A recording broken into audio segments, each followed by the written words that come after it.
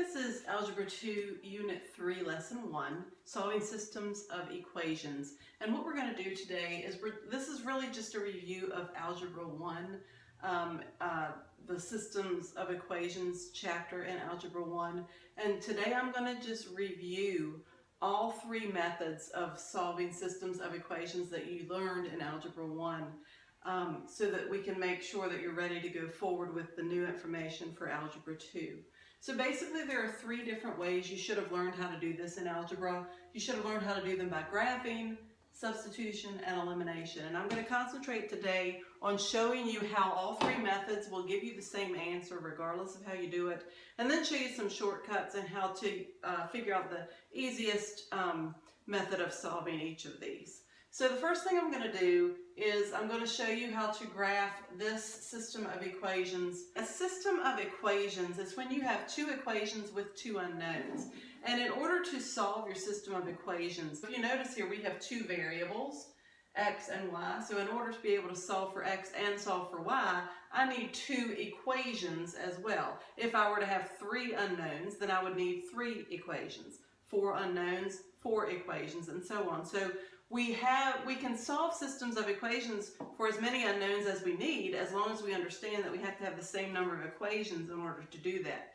Now, if you get past three unknowns, this solving can get very, very tedious and very difficult. So we tend to use a calculator if we go past three unknowns. And really, doing it by hand anymore is redundant, but you do need to understand where these things come from. So I'm going to show you systems by hand with two unknowns, and after that we will use either a calculator or Desmos to solve systems with three unknowns.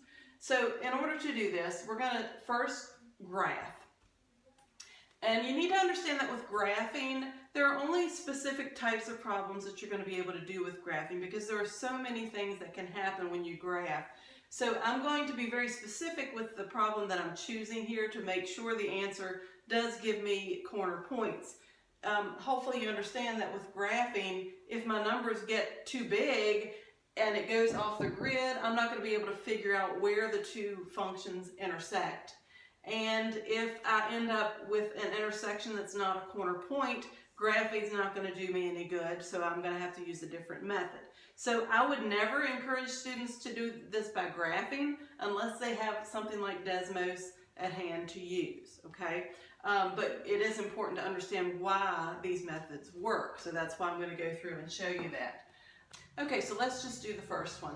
If I were to solve this by graphing, the first thing I'm going to do is get it in slope-intercept form. So I want to get y by itself. In order to do that, I'm going to subtract the x over. And then I'm going to multiply everything by 2. So when I do that, I have y equals negative 2x plus 10. So if I'm going to graph that function, I go up to 10. And then my slope is negative 2, so I go down to right 1. And I can continue that pattern all the way through my graph. And one thing with graphing, you have to be very purposeful in making sure that you do graph the equation exactly where it belongs so that you don't miss where they intersect. For the second one, I'm going to do the same thing. I'm going to get y by itself, putting it in slope-intercept form. I'm going to divide by 3. And to graph that, I would go up 2. And then my slope is 2/3, so I go up 2, right 3. And you can see exactly where those two lines intersect. Okay, so now the answer to a system of equations problem is, where do these two lines intersect? And we can see right here, those two lines intersect at the point 3, 4. So my answer here is the ordered pair 3, 4. It's the point where those two lines intersect. And anytime we're doing systems of two equations, the answer to our system is going to be the ordered pair where those two lines intersect. Now, if that had not been at a corner point, I would not have been able to use graphing to find my answer, because the only way I can find the exact point where they intersect is if I have a corner point. So now I'm going to use these same two equations to solve it using substitution and then to solve it using elimination to see if we get the same answer. Here I have the same equations written out again. I'm going to solve them by substitution and I'm going to solve them by elimination to make sure we're getting the same answer, and just to review those two methods with you. If we're solving something by substitution, we only want to do substitution if it's really easy to either get x or y by itself in one of the equations. Otherwise, substitution is not going to be a very good method to use. In this one, I can get x by itself very easily. So I'm going to do that by subtracting the 1/2 y to the other side. I also don't tend to use substitution very often if I have to deal with fractions, because fractions make everything more difficult. So with this one, I would probably not choose substitution, but since I'm showing you all the different methods with the same with the same two equations, I'm going to go ahead and do this one using substitution.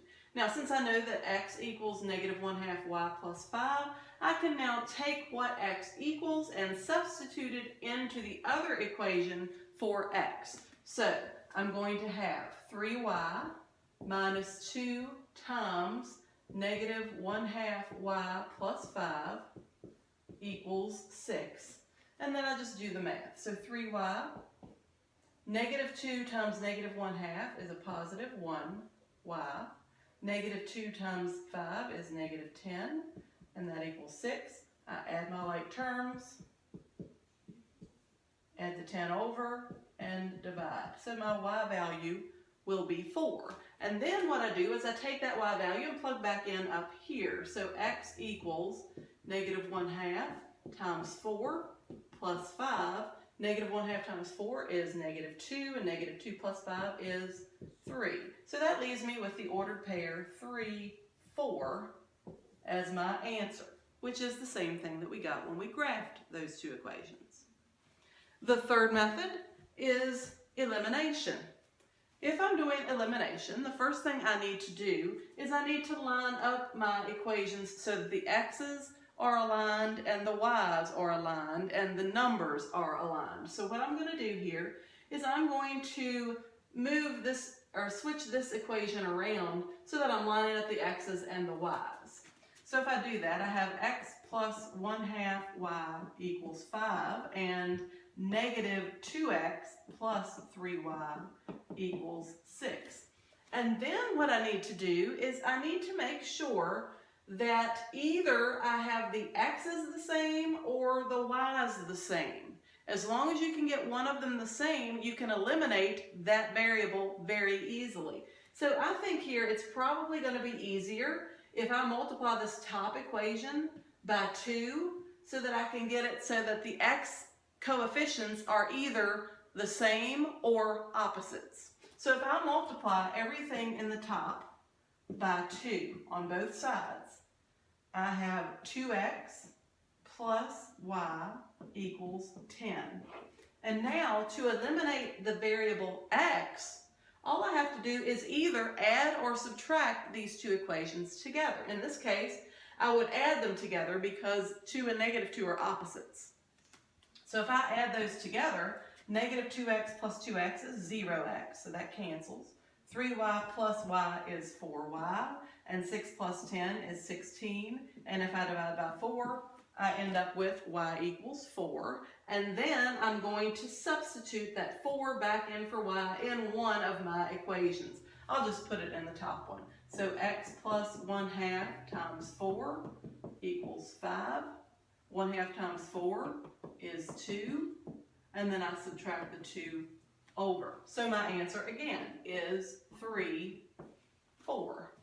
Okay, so we have solved the same system of equations 3 different ways. We've gotten the same answer for all of them, and that will always be the case. If you do all the math right, it really doesn't matter which method you use. You should get the same answer regardless. The only thing I would caution you about is you only want to use graphing if you know your answer is going to be whole numbers. And since we can't determine that right off the bat, I would never use graphing unless they tell me to. Next, I want to show you what happens with the two special cases that we have when dealing with systems of equations. And I've got two separate examples here. We're going to do both of these by graphing to show you what the graphs would look like. And then I'm going to do the same two examples using substitution and elimination so that you can see what happens in those special cases. So with this one, if I were to graph those, I'm going to get them in slope-intercept form. So to get this in slope-intercept form, I'm trying to get y by itself. So negative 6y equals negative 9x plus 24. If I divide by negative 6, I have negative 9 over negative 6, which is positive 3/2 x. And then divide by 6, I have a minus 4. So that's my first equation. And then for the second one, if I get y by itself, I'm going to have negative 4y equals negative 6x plus 16. And then if I divide by negative 4, I end up with a positive 3/2 x minus 4. Now, look at what we've got here. For both of those lines, if I graph them, for the first one, I would go down 4. I would go up 3, right 2 for my slope, giving me this line right here. If I graph this one, I would go down 4, go up 3, right 2. It's the same line, okay? So if I end up with a graph or two equations that have the exact slope-intercept form, what this means is this is the same line. In other words, every single point on that line is a solution to this system of equations. So every single point would be an answer. So the number of solutions is infinite here. So it has infinite solutions. So when we're answering this question, we can say infinitely many solutions. So infinitely many for the two that are the same equation. In the second one, I'm going to do the same thing when I graph it. I'm going to get y by itself in each equation. Here, if I divide by 4, I have negative 3/4 x plus 3. In the second equation, again, I want to get y by itself. If I divide by 8, I would end up with negative 3/4 x minus 2. And then if I'm trying to graph these two slope-intercept forms, I'm going to, for the first one, go up 3 and then go down 3, right 4 for the first equation.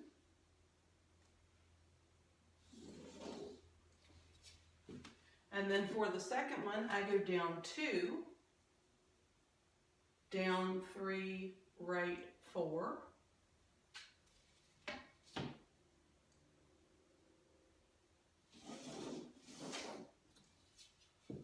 So if you notice, if our job here is to figure out where those two lines intersect, and we know the slopes of the two lines are the same, didn't we learn in Algebra 1 and Geometry that when the slope is the same, the two lines never intersect?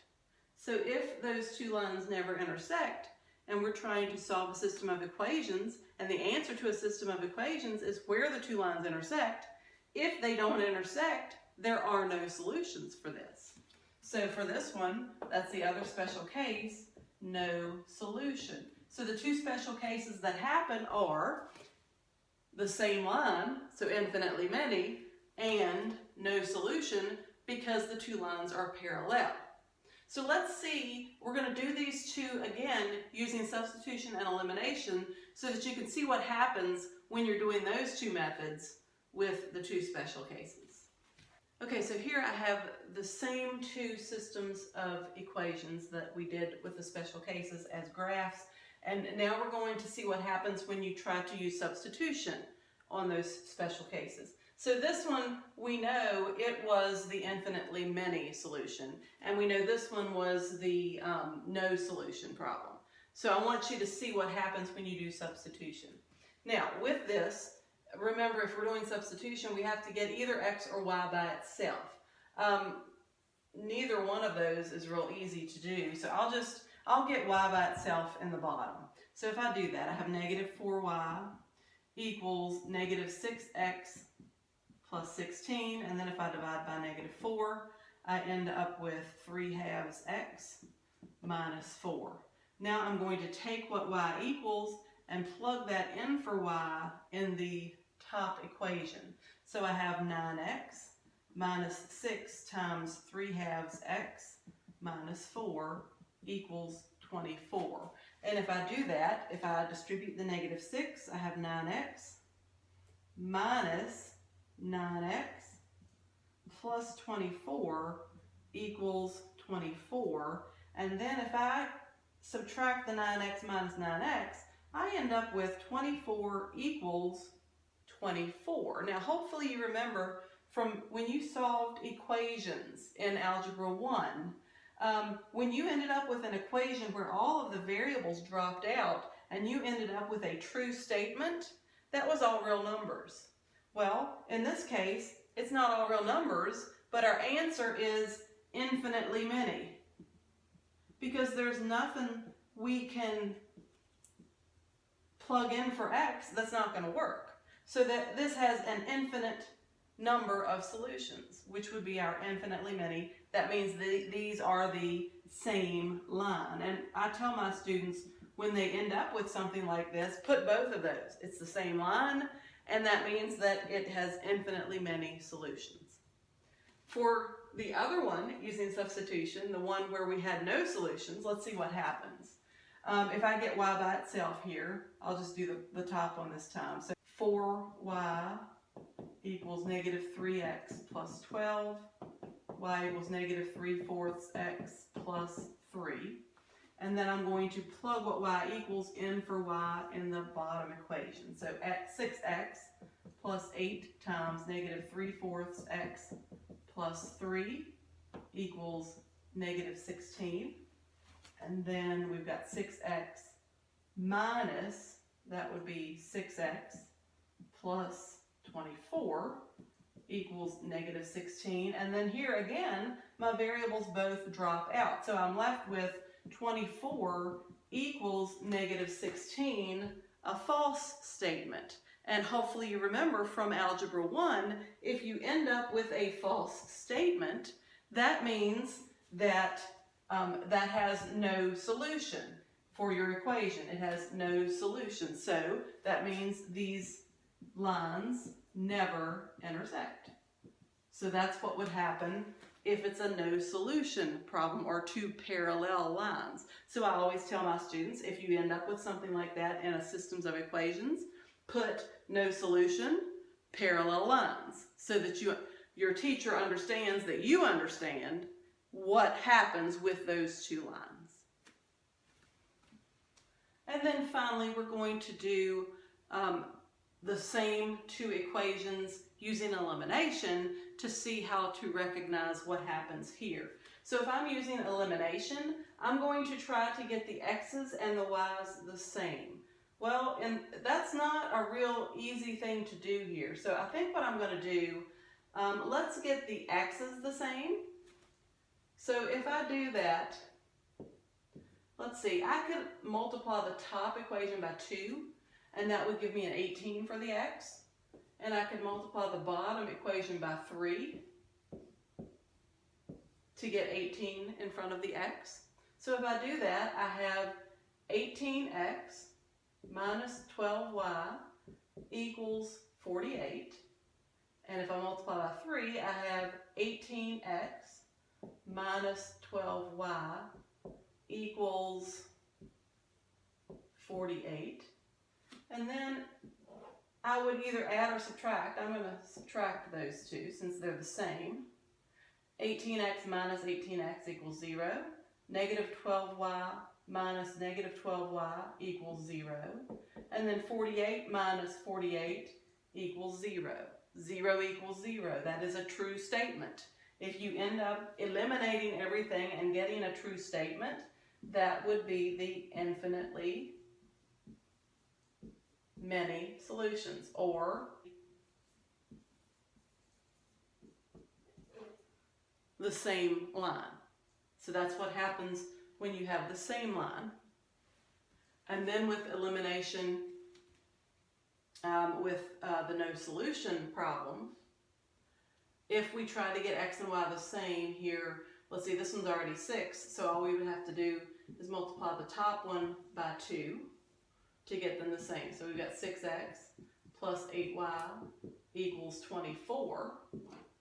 And then I'm going to subtract because the signs are the same. So 6x minus 6x is 0, 8y minus 8y is 0, and negative 16 minus 24 is a negative 40. So 0 does not equal negative 40. That tells me that's not a true statement. So that tells me they are not, or it does not have any answers. So that would be a no solution. And if it's no solution, that means these two lines never intersect. So they are parallel. The next thing I want to do is take all 3 of these samples that we did in our notes and do them in Desmos so that you can see what happens with Desmos. Okay, the next thing I want to do is go to Desmos, so desmos.com, and I want to make sure you understand how to put a system of equations in Desmos and get your answers. So we're going to use the same 3 problems that we did before. So what you'll do is you'll go to the first row there and you'll type in the first equation, which was x plus 1/2 y equals 5. So there's my first one. If I hit return, you can see that they have graphed that line on Desmos for us, so that's nice. And then the second one was 3y minus 2x equals 6. And when I type those in, notice up here, this one is in black on my grid and this one is in red on my grid. So you can tell which one's which by looking at the color coding there and the color coding in here. And notice it doesn't matter. We don't have to put this in slope-intercept form to be able to get it to graph in Desmos, which is very nice because when you're graphing these by hand, you have a lot of extra work. So Desmos really does take a lot of the work out of this. Now with Desmos here, if you notice, my graph is labeled from 0 to 100. So I want to zoom into this. I want to make sure I can tell exactly where they intersect each other. And if I just hover over that ordered pair, I can see that the answer there is 3, 4, which is the same thing that we got before. So Desmos really does simplify this. It saves you from having to do any work at all with these type of equations. So if you have it available, since this is not new and you really should be very familiar with this from Algebra 1, I'm perfectly fine with you doing these in Desmos. At this point, you really should understand the purpose of systems of equations. All right, so I'm going to do the second one next. 9x minus 6y equals 24. I'll hit enter, and there's that equation there in blue. And then the second equation was 6x minus 4y equals 16. And then if I hit enter, I've got both of those equations in there. Now notice the blue equation disappeared when I put the second one in there, but hopefully you could tell that that equation is the same thing. Look at what happens. Look at the graph. Look what happens when I delete the second equation. It's the same exact line. So we see that the one line graphed right on top of the other to give us infinitely many solutions, which means it's the same line. And then the last example, 3x plus 4y equals 12. There's that line. If I hit enter, I can enter the second line, 6x plus 8y equals negative 16. And it's very simple to plug them in. And if I hit enter, you can see the top line is in blue, the bottom line is in black, and hopefully you can see that they are parallel. Now let's just suppose you can't tell by looking at it that they're parallel. I could always count the slope. I could find two corner points and count the slope to see that they are the same. But in this case, it's pretty obvious that those two lines are not going to intersect because they are parallel. So there's solving systems of equations in Desmos. That should be all you need to be able to be successful with systems.